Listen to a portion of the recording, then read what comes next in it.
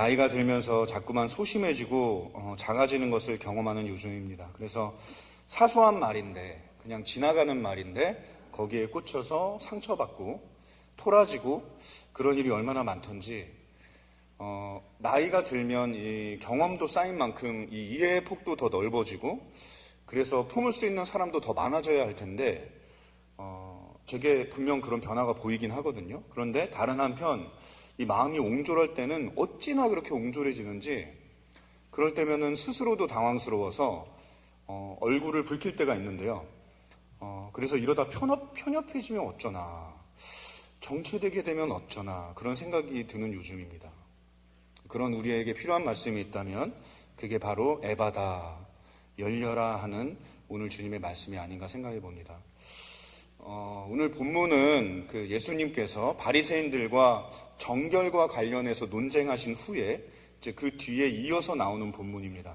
따라서 본문의 배치와 맥락 때문에 이 이야기는 정결과 연관되어 생각해 보지 않을 수 없습니다. 또 24절을 보시면 예수께서 일어나사 거기를 떠나 두로 지방으로 가서 한 집에 들어가 아무도 모르게 하시려 하나 숨길 수 없더라. 이 구절에 따르면 예수님께서는 일어나셔서 거기를 떠났다고 하죠. 그러면 거기는 어디입니까? 이 마가복음 6장과 7장을 살펴보면 예수님께서 머물렀던 그 지역의 지명이 구체적으로 기록된 곳이 없다는 것을 알 수가 있어요.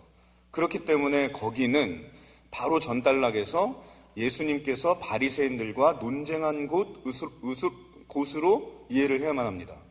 그렇게 이해하면 예수께서 논쟁 후에 두로 지방, 그러니까 완전한 이방인 지역으로 가신 것이 이제 굉장히 의미심장해집니다. 바로 전단락에서 예수님이 바리새인들과 정결을 주제로 논쟁하셨기 때문에 그래요.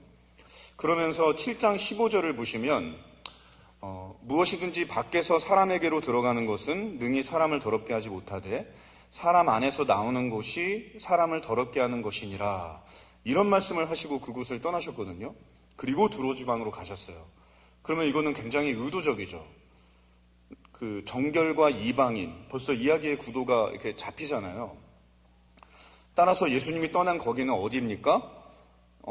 이런 관점으로 보면 거기를 떠났다는 말은 아주 상징적인 말이 됩니다. 원래 거기는 장소를 가리키는 말인데 마가에 의하면 거기는 장소가 아니에요.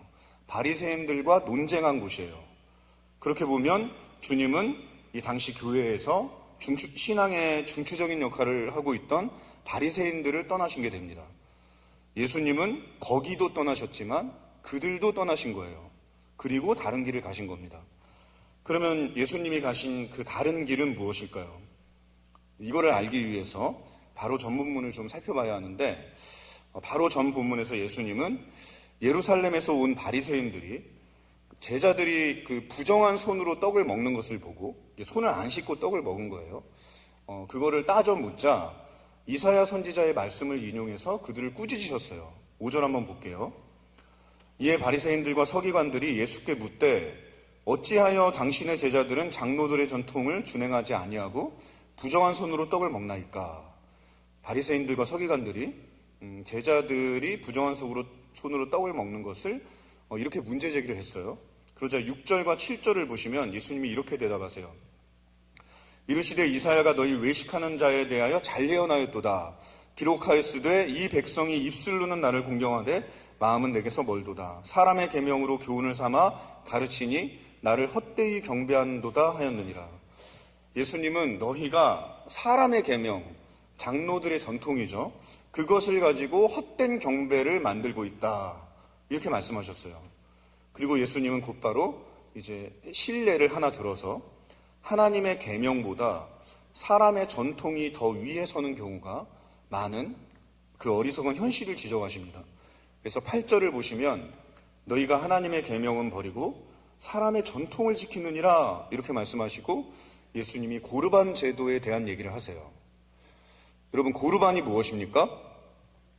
고르반은 히브리어로 하나님께 드려진 것이라는 뜻입니다.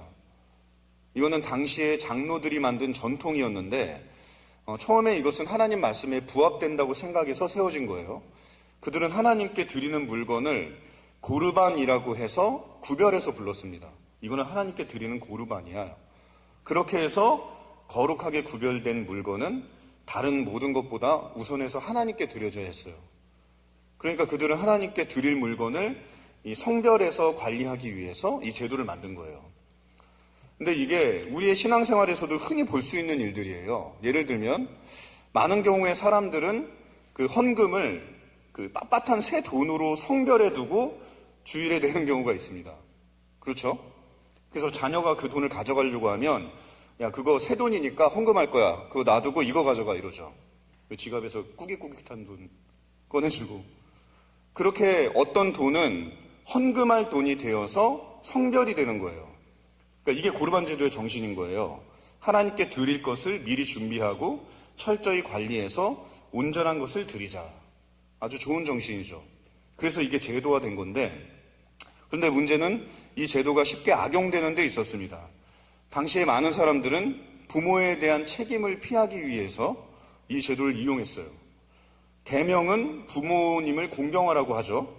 그러면 사람들은 이 계명대로 부모님을 섬겨야 마땅합니다. 그런데 부모님께 드릴 물건을 드리고 싶지 않은 거예요. 그래서 그 물건에 고르만 딱지를 붙이는 겁니다. 이것은 성별된 물건이기 때문에 부모님 드릴 수 없다 이러는 거예요. 부모님이 돈이 간절히 필요한 상황이에요. 그런데 이 돈은 헌금할 돈이니까 안 돼 이러면서 부모님의 사정을 무시하는 거죠. 가난한 사람이 밥을 굶고 있어요. 그런데 이거는 헌금할 돈이니까 안 돼 그러는 거예요. 그런데 그래서 정말로 그걸 헌금으로 드리면 그거는 신앙이죠. 그런데 헌금도 드리지 않고 자기가 그거 고스란히 가지고 있어요. 그러면 그거는 그 사람 재산이잖아요. 예? 어떻게 그게 헌금입니까? 근데 이런 식으로 그 돈이나 물건을 자기가 챙기는 거예요. 제도를 이용해서 의무를 회피하고 죄를 정당화하는 거죠. 그러니까 제도는 좋은 제도예요. 근데 결국 제도가 문제가 아니에요. 문제는 그것을 사람들이 악용하거나 오용하는 데 문제가 있는 겁니다. 사람이 문제예요. 사람에게서 나오는 게. 그런 이유로 오늘날 우리 중에도 고르반이 너무나 많아요. 여러분, 고르반 하나님께 드립니다. 훌륭한 정신이죠? 근데 이 정신이 오히려 하나님의 일을 망쳐요. 예수를 위해서 가족을 버린다는 정신도 그중 하나입니다. 예수님이 비슷한 말씀을 하셨어요. 가족들이 예수님을 찾아왔을 때 누가 내 가족이고 내 형제냐? 하나님의 말씀대로 하는 사람이 내 형제이고 자매이고 내 어머니다 그랬거든요. 그러면서 가족들을 멀리 하셨어요. 근데 이 말씀 때문에 저도 하나님의 뜻에 저를 드리겠습니다. 이거는 자신을 고르만 하는 거죠. 이런 분들 굉장히 많은데요. 그런데 이 훌륭한 정신이 죄로 인해서 왜곡이 돼요. 그래서 아주 교묘하게 신앙이라는 이름으로 가정을 등한시하게 하고 신앙이라는 이름으로 가족들을 얽어매요. 내가 목사인데 당신이 나 좀 도와줘야 될 거 아니야. 우리 아내한테 자주 하는 말이거든요. 예? 또 신앙이라는 이름으로 자기 권위를 내세우고 얼마나 많은 경우에 신앙이라는 이름으로 이 자기 죄나 욕망이 정당화되고 있습니까? 오늘날의 고르반이죠. 여러분, 주일 성수가 왜 중요한 겁니까? 하나님께 예배하는 것이 가장 복된 거니까 그 은혜를 누리기 위해서 주일을 잘 준비하고 지키라는 뜻이죠. 그래서 주일 성수라는 개념을 만든 거잖아요. 하나님의 말씀이 가장 중요하다면, 하나님과의 교제가 가장 중요하다면 당연히 주일에 성도가 교회를 가는 거는 신부가 결혼식에 가는 것처럼 준비가 되어야죠. 그거를 형식으로 그것을 문화가 되게 만든 게 주일 성수의 바탕이거든요. 그런데 그런 정신과 사고방식은 사라지고 형식과 껍데기만 남으면 문제가 되는 거예요. 그래서 빈 그릇을 가지고 요란을 떨게 되는 거죠. 너 주일인데 뭘 이렇게 사 먹냐? 이러고. 너 주일인데 옷이 이게 뭐냐? 이러고 교회 갈 거야? 이러고. 주일인데 어디를 놀러 가? 이러고.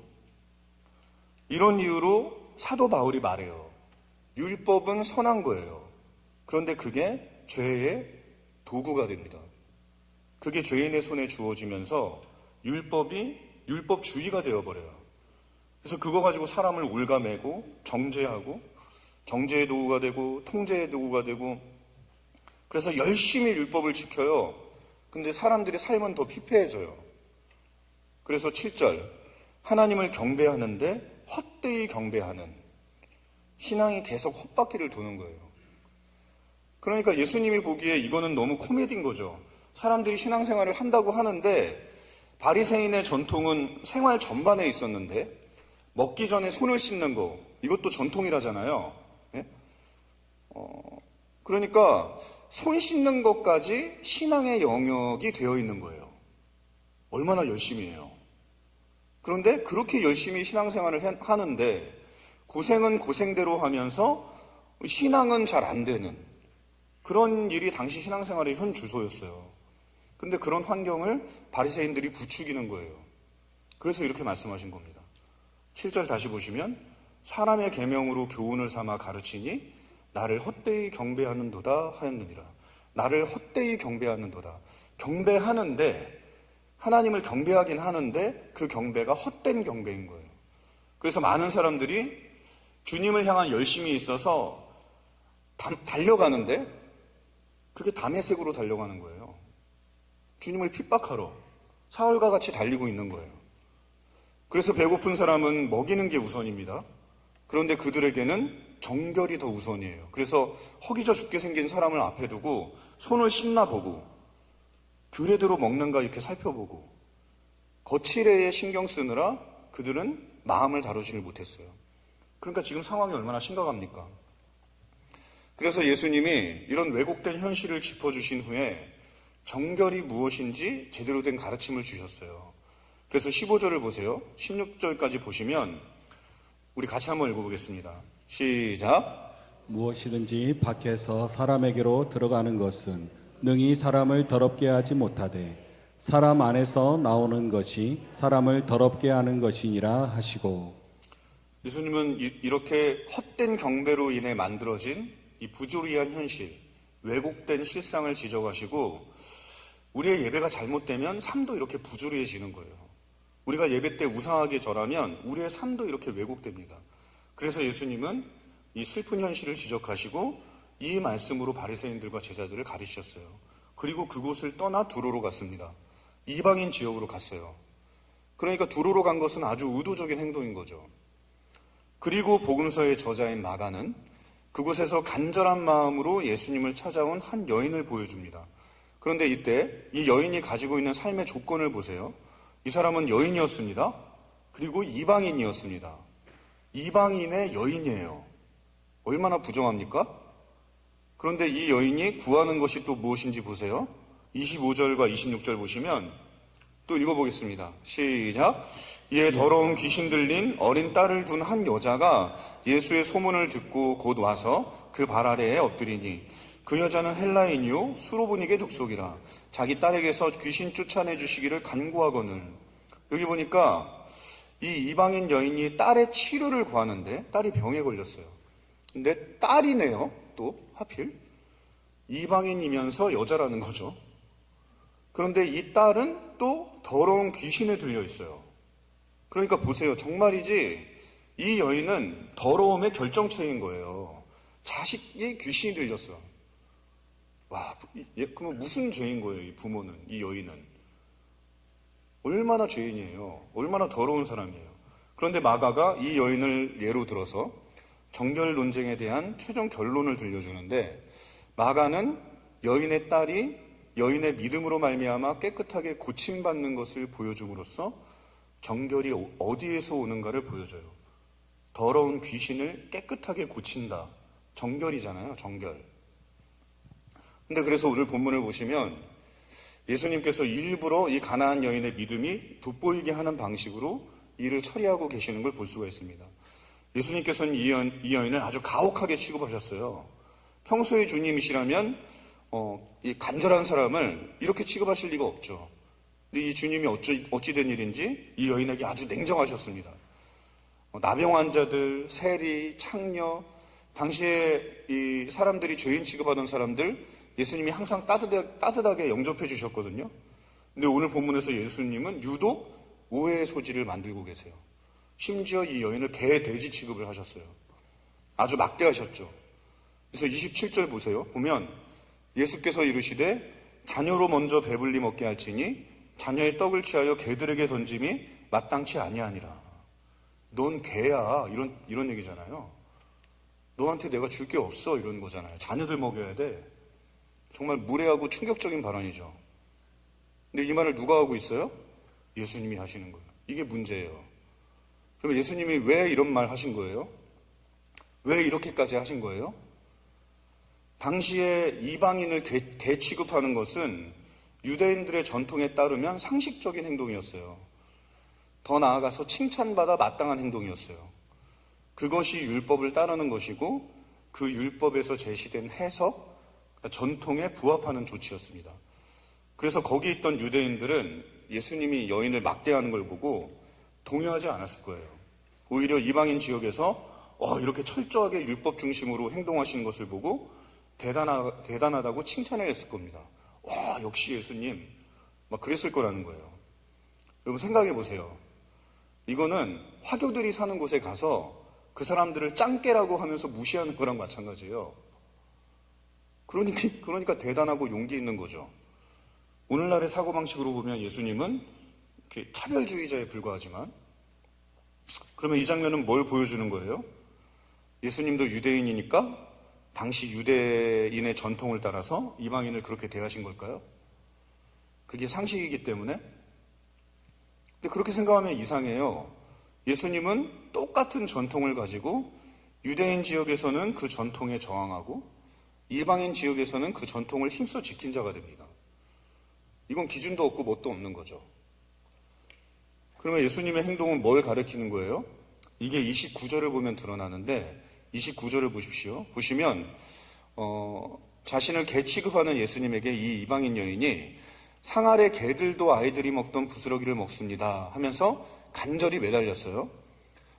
자녀를 살리겠다는 집념과 예수님이라면 고칠 수 있다는 믿음으로 여인이 예수님께 더 바짝 엎드립니다.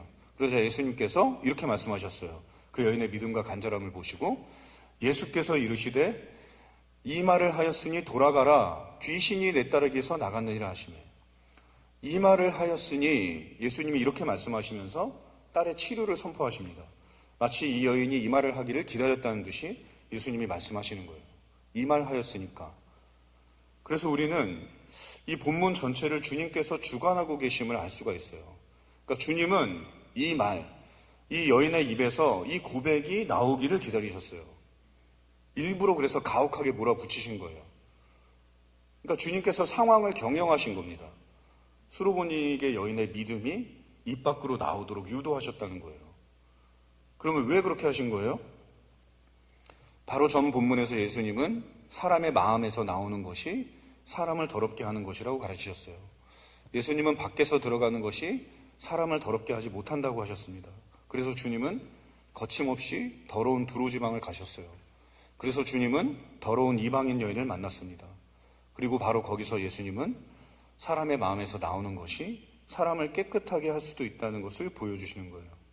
그게 비록 이방인이라 하더라도, 여인이라 하더라도, 더러운 귀신 들린 자라 하더라도 얼마든지 가능함을 보여주는 거예요. 그래서 오늘 본문은 정결 논쟁의 확장판이고 결론부라고 볼 수 있는 거예요. 또 함께 읽은 31절부터 31절까지 말씀도 보세요. 여기서 예수님이 귀먹고 말 더듬는 자를 고쳐주시는데, 주님은 일부러 이 환자를 고치실 때 누가 봐도 이상한 행위로 그 사람을 고쳐주셨습니다. 33절 보세요. 32절, 33절 같이 읽어보겠습니다. 시작. 사람들이 귀먹고 말 더듬는 자를 데리고 예수께 나와 안수하여 주시기를 간구하거늘 예수께서 그 사람을 따로 데리고 무리를 떠나사 손가락을 그의 양귀에 넣고 침을 뱉어 그의 혀에 손을 대시며. 자, 사람들이 와서 안수만 해주십시오 이렇게 부탁했어요. 그러면 안수만 해주시면 되잖아요. 그런데 예수님은 일부러 따로 그를 데리고 가셔서 귀에 손가락을 넣고요, 침을 뱉어서 그의 혀에 대시는 일을 하셨어요. 더럽죠? 그잖아요. 당시 사람들은 장애가 있는 사람들을 부정한 자로 여겼어요. 당시에 신체적 결함이 있는 자는 그 완전하지 않은 자로서 영적으로 문제가 있는 사람이라고 생각했거든요. 그래서 제자들이 나면서부터 맹인인 자를 두고 이 사람이 맹인으로 난 것이 누구의 죄 때문입니까? 그런 질문 한 적도 있잖아요. 그게 당시 통념이고 상식이었는데 주님은 그런 사람을 일부러 만지세요. 그리고 일부러 더러운 행동도 하시는 거예요. 침을 뱉어서 혀에 손을 대면 더럽잖아요. 예? 바로 전에 수로보니게 여인의 딸을 주님은 말씀으로 고쳐주셨어요. 그 말은 무슨 뜻이에요? 말씀만으로 얼마든지 이 사람 고칠 수 있는 능력이 주님께 있다는 거죠. 근데 여기서는 완전히 상반되는 방식으로 병자에게 접근하십니다. 더러운 방식을 가지고. 왜일까요? 정결 논쟁의 결론을 여기서도 보여주시는 거예요. 더러운 짓이 이 사람을 더럽게 하는 게 아니에요. 깨끗하게 할 수 있다는 거예요. 예수님의 치유 방식은 그래서 가르침입니다. 당시 정서상 가장 부정한 사람으로 취급받았던 이방인도, 장애인도 예수님은 부정하다 여기지 않고 그들을 영접하셨어요. 만져주셨어요. 그래서 그들을 고치셨습니다. 주님이 말씀하신 그대로예요. 밖에서 들어가는 게 사람을 부정하게 하지 못합니다. 안에서 나오는 게 사람을 부정하게 하는 거예요.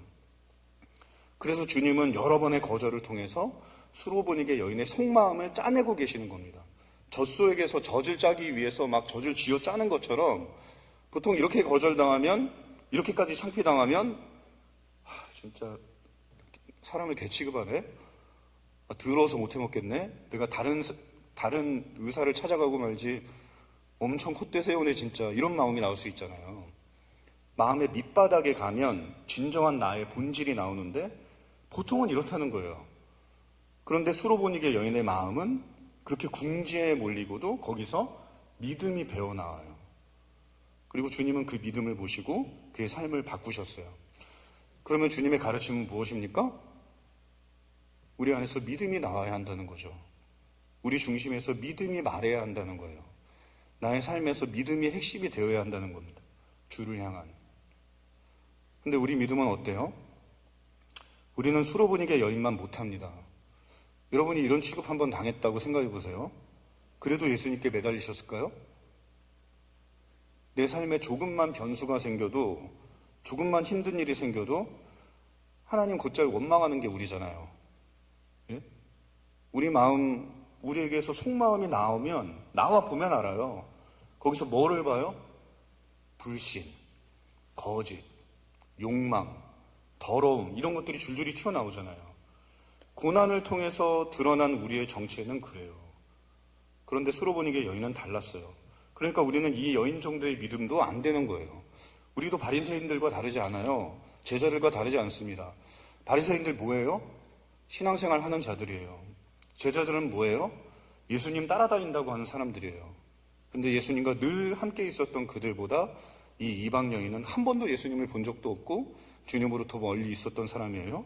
근데 이 여인은 믿음으로 정확하게 예수님을 붙들었습니다. 그러면 생각해 보자고요. 오늘 말씀 앞에서 우리의 정체는 뭡니까? 우리의 믿음은 지금 어디에 있습니까? 20절부터 23절까지 한번 쭉 읽어볼게요. 시작. 또 이르시되 사람에게서 나오는 그것이 사람을 더럽게 하느니라.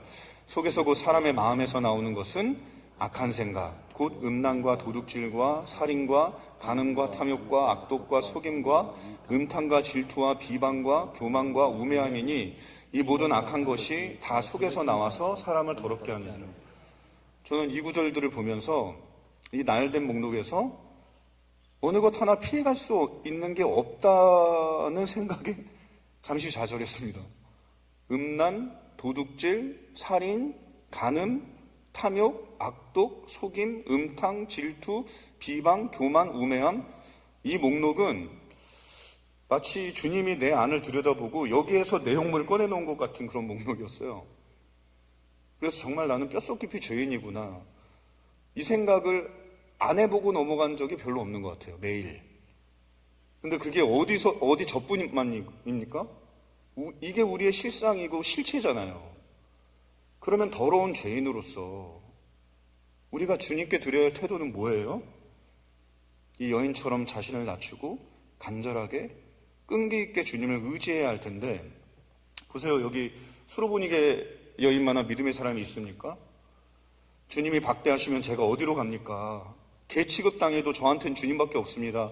이렇게 말하며 매달릴 사람이 있으세요?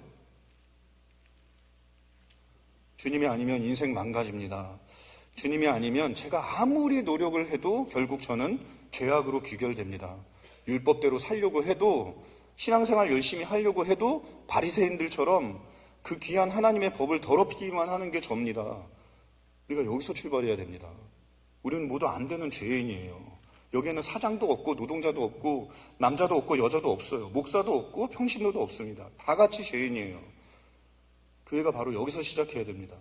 그리고 함께 우리를 깨끗하게 하실 수 있는 분, 우리의 믿음을 경영하실 수 있는 분, 주님을 바라봐야 됩니다. 이거를 알아야 돼요. 그리고 주님께 매달려야 돼요. 그런데 주님이 우선이 아니에요. 믿음이 우선이 아닙니다. 그래서 신앙생활을 하고 또 하는데, 열심히 한다고 하는데 수많은 죄악에 사로잡혀서 이 죄를 삶의 원리로 가져가서 이 죄가 말하게 하고 이 죄를 가지고 삶을 경영하는 게 우리예요. 질투하고 미워하고 비방하고 거짓말하고 실패하고 또 실패하고 또 실패하고, 거기서 들통난 우리의 본질은 뭐예요? 온갖 죄악으로 얼룩진 나병 환자와 같은 영적 불구, 영적 장애인, 그게 우리의 정체라는 거예요. 이방인의 여인의 귀신 들린 딸을 가진 그런 처지에 있는 게 우리라는 거예요. 그런데 절망적인 우리 인생과 마주치고 난 후 그 다음 성경이 보여주는 장면이 뭐예요? 주님이 만져주시는 거예요. 귀에 손가락을 넣고 혀에 손을 대시며 불구인 자를 낫게 하시고 새 인생을 주시는 게 주님이라는 걸 성경이 보여주고 있습니다. 그래서 우리는 항상 실패하지만 주님이 열려라 하면, 에바다 하면 열리는 게 우리 인생이라는 걸 보여주는 거예요. 34절 보세요. 우리 35절까지 함께 읽어보겠습니다. 시작. 하늘을 우러러 우러러 탄식하시며 탄식하시며 그에게 이르시되 에바다 하시니 이는 열리라는 뜻이라. 그의 귀가 열리고 혀가 맺힌 것이 곧 풀려 말이 분명하여졌더라. 여러분, 우리의 근본을 바꾸시고 우리가 고칠 수 없는 장애를 고치시며 우리를 하늘을 향해 열린 존재로 만드시는 분이, 우리를 에바다하게 하시는 분이 우리의 주님이시다. 그게 나의 주님이시다. 그래서 귀가 열려서 말씀을 듣게 하시고 혀에 맺힌 것이 풀려서 분명한 말, 하나님께 드릴 수 있는 말을 하게 하시고, 그래서 기도하잖아요. 기도는 우리 혀가 살아난 증거 아닙니까? 그래서 사랑의 말을 하잖아요. 덕을 위해 말하잖아요. 그리스도인들은. 이 모든 게 주님의 은혜예요. 너무나 큰 은혜입니다. 그러므로 우리는 이것에 감사하고 또 기뻐해야 됩니다. 주님을 의지하면 모든 게 바뀝니다. 안 바뀌는 우리의 본질, 습관, 제도, 우리의 하늘 문이신 주님을 의지하면, 그래서 믿음으로 매달리면 그런 마음에 주님은 반드시 안수하십니다. 아니, 안수하실 뿐만 아니라 따로 나를 데리고 가셔서 기먹은 나의 귀를 만져주시고 눈먼 나의 눈을 어루만져주시고 상심한 마음의 상처를 매만져주시고 어눌하고 악독한 우리 혀를 딱 닦아주시며, 얼마나 불결하고 얼마나 더럽습니까? 그런데 개의치 않고 그렇게 우리를 고쳐주세요. 깨끗게 해주세요. 그래서 다시 우리가 믿음으로 살도록 도우시는 분이 주님이십니다. 이렇게 더러운 우리를 기꺼이 만지시며 이렇게 더러운 우리를 친히 씻겨주시는 분, 그게 발이라고 해도 기꺼이 무릎을 꿇고 씻기시는 분, 그분이 우리의 주님이시라는 거예요. 그 은혜가 평생, 주님의 선하심과 인자하심이 평생 우리를 따를 것입니다. 그래서 우리는 매 순간 죄를 지으면서도 매 순간 다시 시작할 수 있는 거예요. 더럽힌 것을 주님이 치우시고 깨끗게 하시기 때문에, 주님께서 나를 깨끗하다 선언하시고, 이게 칭의예요. 그 칭의 선언 안에서 나를 깨끗하게 하셨고 깨끗하게 하고 계시며 깨끗하게 하실 것이기 때문에 우리는 참된 인생의 길을 걸을 수 있는 겁니다. 이것이 우리에게 주님이 새로 주신 정결의 규례예요. 주님의 보혈이 우리를 정결케 하실 것입니다. 주님의 성령이 끝날까지 우리를 깨끗게 하실 것입니다. 그러므로 우리는 그 흘리신 보혈을 의지하며 부으신 성령을 의지하며 우리를 깨끗게 하기 위해 부어주신, 물을 사용할 때 쓰는 용어로 성경은 성령의 오심을 설명했어요. 부으셨다. 그러므로 주의 보혈로, 성령의 부으심으로 우리의 인생을 씻으면서 인생길을 걸어가야 합니다. 사람의 밖에 있는 것은 무엇이든지 나를 더럽히지 못합니다. 나를 더럽히는 것은 언제나 내 안에서부터 시작이 되는 거예요. 어떤 사람이 나에게 화를 냈다고 쳐봐요. 그게 나를 더럽히지 못해요. 문제는 그 다음부터 시작이 됩니다. 내가 거기에 맞대응하면서 일어나잖아요. 언제나 안에서 나오는 것이 모든 것을 망치는 거예요. 그래서 문제의 근본은 항상 밖에 있는 게 아니라 안에 있는 겁니다. 문제는 너에게 있는 게 아니라 나에게 있어요. 그리고 문제의 근본이 밖에 있지 않기 때문에 예수님은 두로지방에도 들르시고 이방인 여인도 만나시고 부정한 자에게 손도 대신 거예요. 그래서 주님은 참으로 자유하셨어요.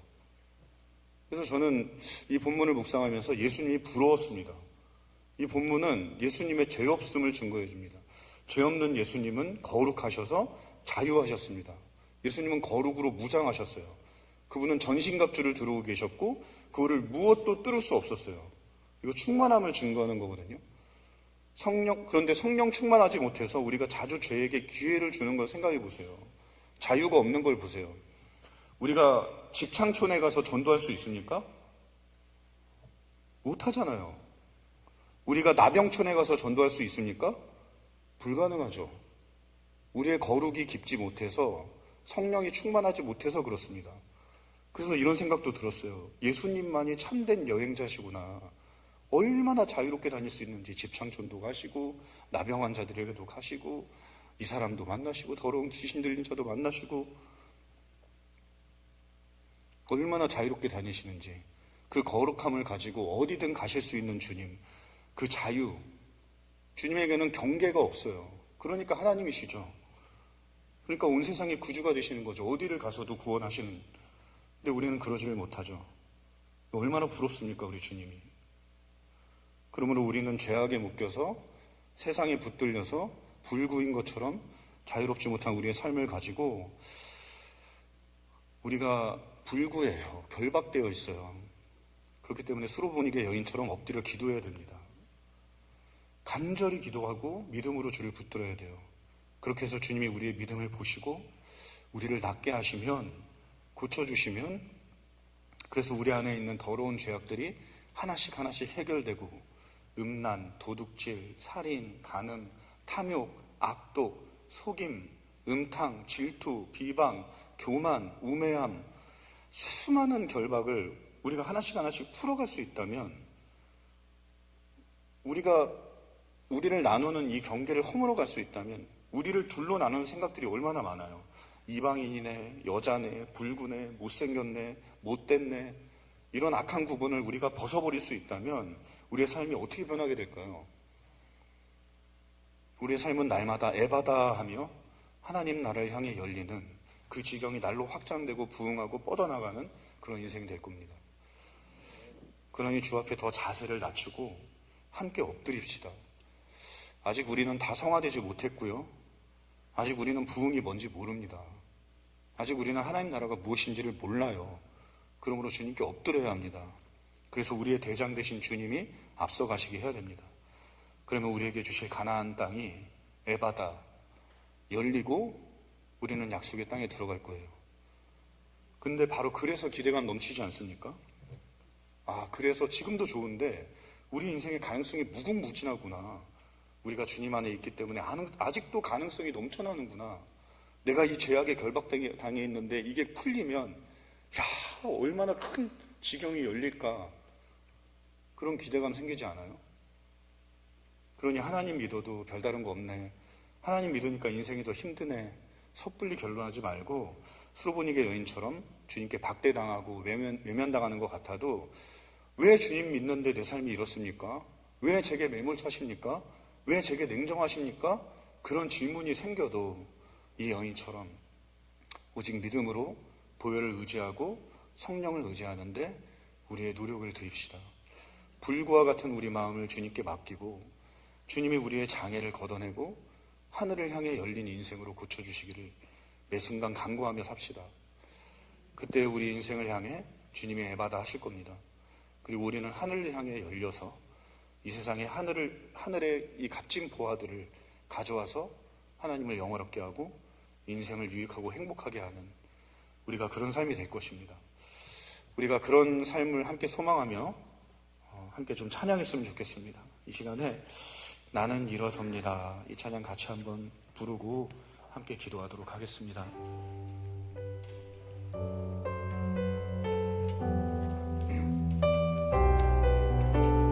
여러분, 우리 삶에 많은 아픔들이 있어요.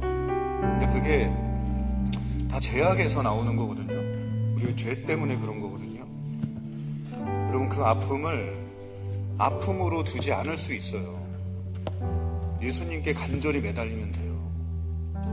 엎드리면 돼요. 그분이 에바다 하면 다 열려요. 안 열리는 곳이 없습니다. 하나님께서 열겠다는데 뭐가 있어서 그거를 꽁꽁 닫고 있을 수 있겠어요? 우리 하나님이 여시면 열리는 게 우리 인생입니다. 그것을 바라보며 주님 의지하고 주 안에서 일어서겠습니다. 우리 같이 찬양으로 그 고백하며 나아가도록 하겠습니다.